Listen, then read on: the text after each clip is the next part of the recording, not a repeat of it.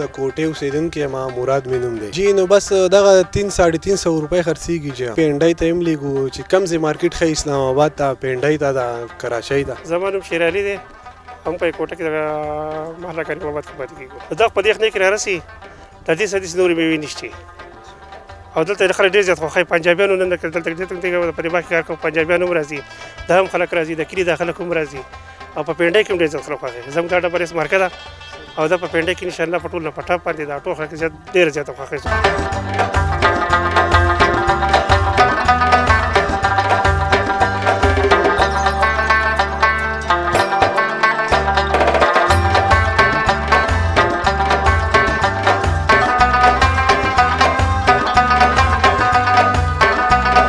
املوک یا جاپانی فل چې ورته په اردو کې ویل کېږي د سواد د یخنۍ واحد میوه ده.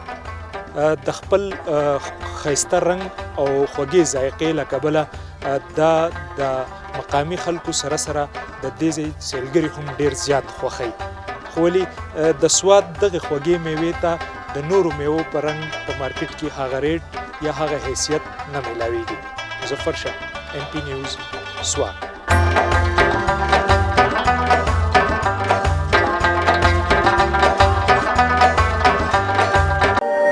हमारी वीडियोस को लाइक करें, शेयर करें और YouTube पर सब्सक्राइब करके बेल आइकन को प्रेस करें।